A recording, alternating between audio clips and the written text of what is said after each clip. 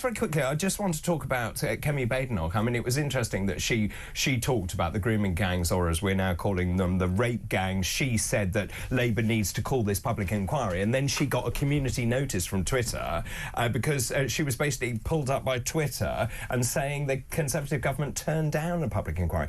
I just think, oh, crikes, that's embarrassing. And the other point, the reason I'm bringing that up, I've remembered now why I'm bringing that up, because Nigel Farage last night said he is going to target, we were talking about targeting seats, he's going to target North West Essex, which is her seat. Yeah. Look, I don't know what the next election will bring. I think it's probably the nearest parallel for it is probably the 1923 election, when there was a huge political realignment that saw Labour move through. The issue with Kemi Badenoch is, at the moment, this feeds back into Musk and Trump and reform, is that her lack of positions is basically opened up a bit of a vacuum on the political right in this country as well. And the Conservatives haven't managed to draw in voters. Now, she's only been there for a couple of months. The issue is that she's not really looking back at her own government's record here. She was in the Senate cabinet when they turned down the inquiry. The J recommendations weren't implemented at all under their watch, partly due to the fact the election was called so early as well. She really needs to spend this year firming up her vision, or she won't be leader of the opposition in 2 years' time, maybe even 12 months' time as well. So she has to really think carefully how she positions herself and not be so easy to make mistakes. I mean, so that's a brilliant point. She needs to fact-check. Yeah. That should be a bare minimum, though. Like, it's funny that we're even having that as a conversation coming up. You know, you should know what you were doing when you were in government anyway. So the fact she said that is embarrassing. Can I just ask you very quickly about net zero? This inflames our viewers and listeners. They get very cross about this, but that you'll be thrilled to know this morning there's going to be a net zero nudge unit, because of course no one wants a heat pump because they're rubbish, but no one wants them, so they're going to use, do you remember this behavioural insights team? They used it to great effect in COVID-19, frightening everyone to death to say that you need to have vaccines and so on. But the net zero nudge unit will be set up essentially because Ed Miliband wants to scrap noise restrictions on heat pumps. He wants to lift the limit on their size as well, so that you can put bigger ones in that are much noisier. And of course, he's desperate to get to net zero by 2030. That goes against what Donald Trump says, and trying to abandon all of that.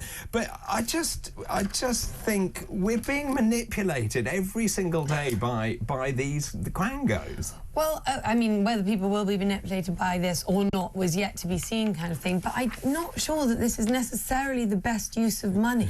No. Again, these heat pumps, there just hasn't been the uptick in them. And actually, in the article, it was saying, there was a great statistic that I've got right here. It was saying that only 14,000 heat pumps have been taken up from February to March of last year. And in the same time, 1.4 million new gas boilers have been installed. And you know, they wanted 600,000 heat pumps. Exactly. So they're miles off. The uptick just isn't there, and it simply really comes down to the cost of them. Even though they're being subsidised by the government, originally it was £5,000, up now to £7,500 subsidy, they still cost around £12,000 to install. So it's still more expensive than a gas boiler, which is coming in at £2,000 or £4,000.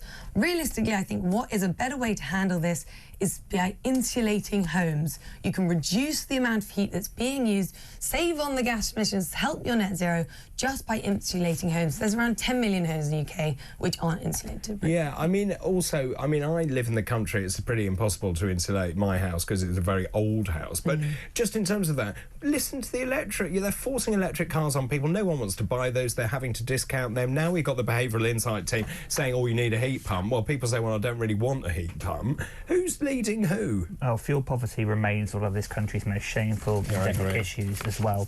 And you've highlighted the issue perfectly there, particularly for those that live in rural areas too. The issue, for example, is they want to get rid of log burners, for example, too, which seems I love my log burner. I mean, look, we need to think about, if we're going to phase out North Sea oil and gas production as well and maintain the energy security part of Ed Miliband's remit too, how are we going to heat our homes? Are we going to be using methods, for example, heat pumps? Are we going to be using heat drawn from the electricity generation network? There has to be some holistic thinking going on here, and we can't just rely on gimmicks. Insulation is very much part of that. It's not glamorous, but it's very important to do. But fundamentally, what people want is they'll want cheaper bills in 5 years' time and a guaranteed security. And they keep saying we're going to have cheaper bills, which obviously isn't happening. Shall we just talk about Meghan Markle, my favourite person on the planet? We have a clip. You'll be delighted to know that Meghan Markle is back in public life, because I was very worried I hadn't heard from her for ages. Let's take a look, because Meghan Markle essentially has appeared. We'll show you that clip in just a second, but just in terms of Meghan Markle, let me just tell you what this story is. She's got a new series on Netflix. This is The Duchess of Sussex. How has she still got that title? But anyway, that's another thing. She revealed in an Instagram post that she'll be working with a streaming platform again for a reality show called With Love Meghan. With Love Meghan. Let's have a look at a clip. I'm going to share some little tips and tricks. I see what color I gravitate to, and everything goes from there. And how you can incorporate these practices every day. That's what you want. You want that shape and texture. Come on. This is about connecting with friends. I love that we're doing this together for the first time. Making new friends. That is so good. We're family now. And just learning. Look at how much honey we have. Do you believe in love? Right. Meghan says this is on Netflix, says it's the genre of lifestyle programming, blending practical how-tos, a candid conversation with friends new and old. Meghan shares personal tips and tricks, embracing playfulness over perfection, and highlights how easily it is to create beauty, even in the unexpected. She and her guests roll up their sleeves in the kitchen, garden and beyond, and invite you to do this. I'd like to roll up my sleeves and tell her what I think of her. It's very American, Isn't it? I'm not sure it's going to play very well with the British public here, but the whole, it's super sort of sickly sweet in the giggling and the laughing. But to a more sort of serious point for Meghan on this has got to work for her, because realistically, when you look back at the year, her $100 million Netflix deal, this is sort of the last attempt, and all the other things have really quite flopped, whether it was the Polo Netflix documentary, which, you know, got very, very poor reviews, whether it was her Archetypes podcast, which was actually cancelled this year.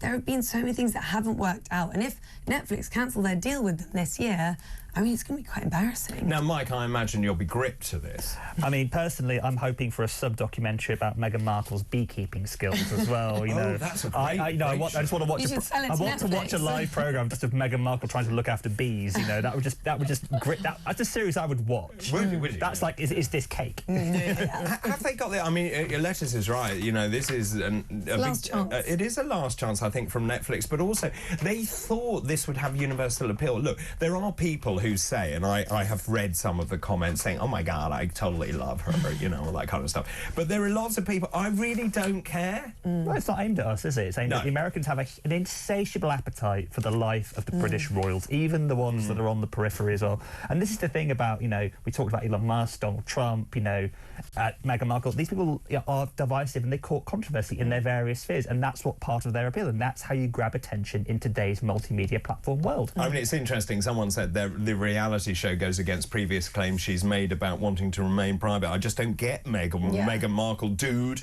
She's all like, no, the paparazzi are the worst, they invade my privacy, and then she does a reality show about her family in someone and else's friends. house. Well, that's true as well. Yeah, it's not her house, it's someone else's house. Sort of Do you think she made that? Did she make that? Did she actually cook that? The cooked food, well, that would be quite a story if it came out as that. But it's also this new image of her is now more of like a trad wife kind of image. Moving on from her other ones, we've had Meghan the Royal and Meghan all of this, but now she's sort of the trad wife who seems in this perfect, harmonised, which is quite life aggressive, isn't it? Because she's cooking and cleaning. Well, it's definitely a change. And also, there have been a lot of people saying that the trailer for this come out at a bit of a tone-deaf moment when America's been going through all these times with New Orleans and all these different change of political power, and she's releasing this to sort of show her perfect, happy life.